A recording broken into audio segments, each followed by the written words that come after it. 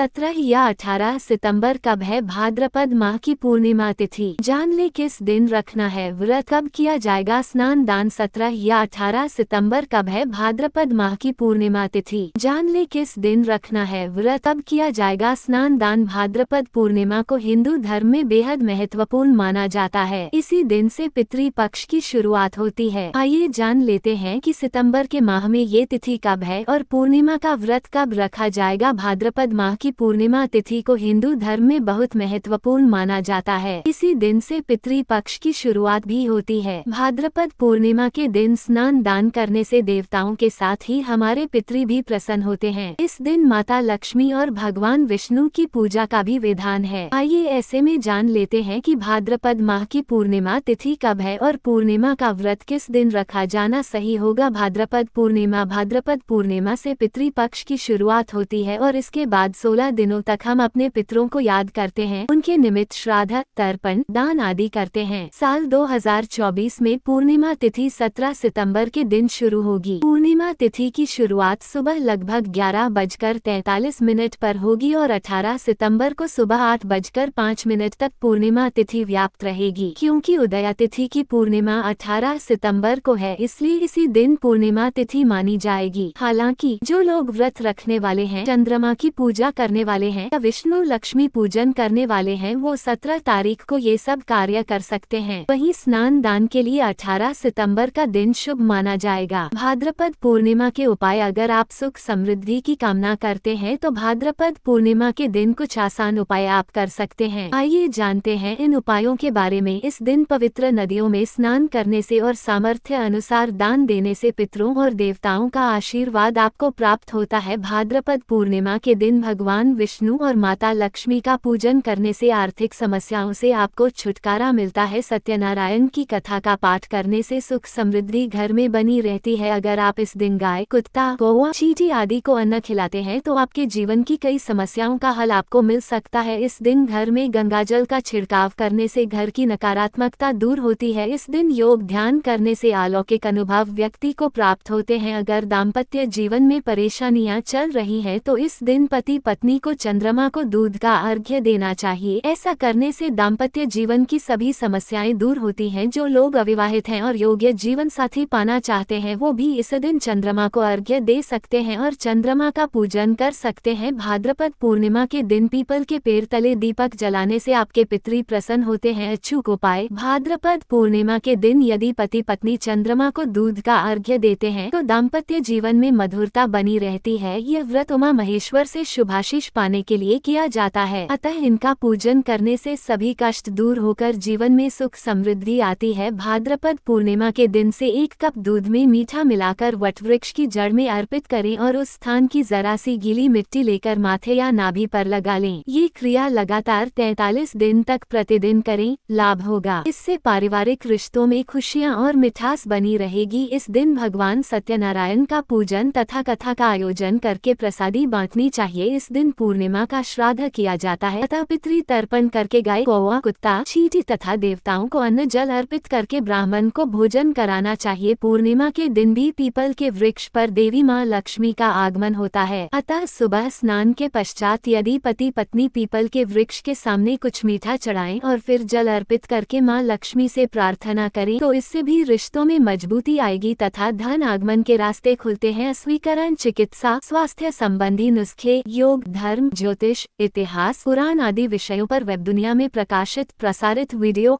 आलेख एवं समाचार सिर्फ आपकी जानकारी के लिए हैं, जो विभिन्न सोर्स से लिए जाते हैं। इनसे संबंधित सत्यता की पुष्टि वेब दुनिया नहीं करता है। सेहत या ज्योतिष संबंधी किसी भी प्रयोग से पहले विशेषज्ञ की सलाह जरूर लें। इस कंटेंट को जनरुचि को ध्यान में रखकर यहाँ प्रस्तुत किया गया है, जिसका कोई भी वैज्ञानिक प्रमाण नहीं है। गणेश विसर्जन का शुभ मुहूर्त हिंदू वैदिक पंचांग के अनुसार बप्पा की मूर्ति विसर्जन का शुभ मुहूर्त सुबह 9:23 से लेकर शाम 9:28 तक रहेगा। मान्यता है कि इस शुभ मुहूर्त में गजानन की मूर्ति विसर्जन करने से शुभ फलों की प्राप्ति होती है। विसर्जन की विधि, गणपति जी का विसर्जन करने के लिए सबसे पहले एक लकड़ी का आसन तैयार कर ले, उसके के ऊपर स्वास्तिक बनाकर गंगाजल डाले, पीले रंग का कपड़ा बिछाकर उस पर बप्पा की मूर्ति को नए वस्त्र पहनाकर और कुमकुम का तिलक लगाकर रख दें। आसन पर अक्षत डालें और गणेश जी की मूर्ति पर फूल, फल और मोदक आदि का भोग लगाएं। बप्पा की मूर्ति का विसर्जन करने से पहले उनकी पूरे विधि विधान से पूजा अर्चना करें, साथ ही गणपति जी के फिर से आने की प्रार्थना करें। उसके बाद परिवार सहित आरती करें। उसके बाद गणेश जी की मूर्ति का विधिपूर्वक विसर्जन करें, साथ ही बप्पा से अपनी गलतियों माफी मांगे और अगले साल दोबारा आने की प्रार्थना करें। गणेश विसर्जन करते वक्त न करें ये गलतियां। गणेश उत्सव को खत्म होने में अभी भी कुछ समय शेष रह गया है। हालांकि जैसे जैसे अनंत चौदस का पर्व नजदीक आ रहा है, वैसे वैसे गणपति विसर्जन का समय भी निकट आ रहा है। वैसे तो कुछ लोग 3 दिन, 5 दिन और 7 दिन के लिए ही घर पर गणपति जी की स्थापना करते हैं, मगर आमतौर पर देखा गया है कि लोग 10 दिन तक श्री गणेश को घर में स्थापित करते हैं और अनंत चौदस के दिन उनका विसर्जन कर देते हैं। आपको बता दें कि जिस तरह गणपति स्थापना से जुड़े कई नियम हैं, वैसे ही गणपति विसर्जन से जुड़े भी कुछ नियम, कायदे और विधियां हैं। हालांकि गणेश जी के विसर्जन में किसी विशेष अनुष्ठान या तैयारियों की आवश्यकता नहीं पड़ती है, मगर कुछ छोटी छोटी धार्मिक रीतियों को जरूर निभाना चाहिए। इस चर्चा में पंडित जी ने हमें गणेश विसर्जन से जुड़ी कुछ ऐसी आम गलतियों के बारे में बताया जो अक्सर लोग कर बैठते हैं। पंडित जी कहते हैं,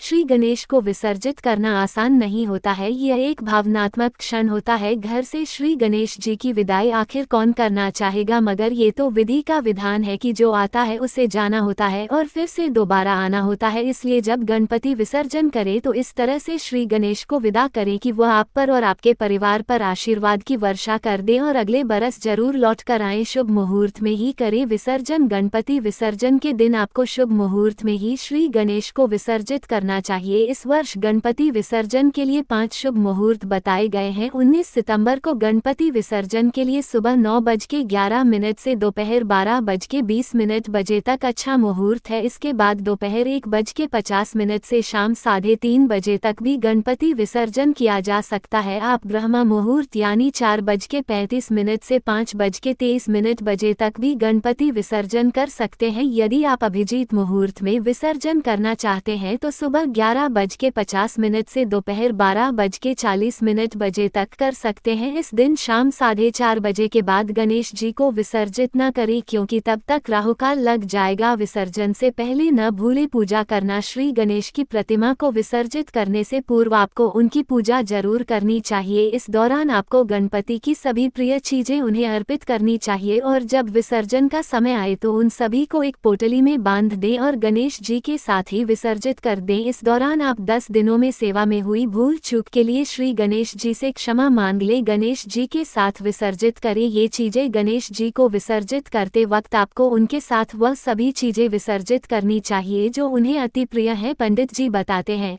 सुपारी, पान, मोदक, दूर्वा घास और नारियल को गणेश जी के साथ ही विसर्जित कर देना चाहिए। बहुत सारे लोग कलश पर रखा हुआ नारियल फोड़ देते हैं, मगर ऐसा नहीं करना चाहिए, क्योंकि यह नारियल 10 दिनों में सारी नकारात्मक ऊर्जा को अपने में समाहित कर लेता है। इसलिए इसे गणपति के साथ ही विसर्जित कर देना चाहिए। इस तरह करें विसर्जन। वैसे तो किसी भी पवित्र नदी में गणपति विसर्जन को श्रेष्ठ माना गया है, मगर सबके लिए ऐसा कर पाना संभव नहीं है। ऐसे में अगर आप घर पर ही गणपति जी का विसर्जन कर रहे हैं तो आपको तांबे, लोहे या फिर स्टील के एक बड़े बर्तन में साफ पानी भरना चाहिए और उसमें गंगा जल मिक्स कर लेना चाहिए। इसके बाद आप श्री गणेश का विसर्जन कर सकते हैं। श्री गणेश का विसर्जन करते वक्त प्रतिमा को आहिस्ता आहिस्ता पानी में प्रवेश कराएं। इस दौरान आप श्री गणेश के मंत्रों का जाप भी कर सकते हैं। विसर्जन के बाद न भूलें ये काम घर पर जब आप प्रतिमा का विसर्जन कर ले तो मिट्टी के पानी में घुल जाने के बाद आपको वह पानी घर पर रखे गमलों में डाल देना चाहिए। इस तरह से श्री गणेश किसी न किसी स्वरूप में साल भर आपके साथ आपके घर में ही रहते हैं। इस पानी को अगर आप किसी नहर या नदी में प्रवाहित करना चाहते हैं तो ध्यान रखें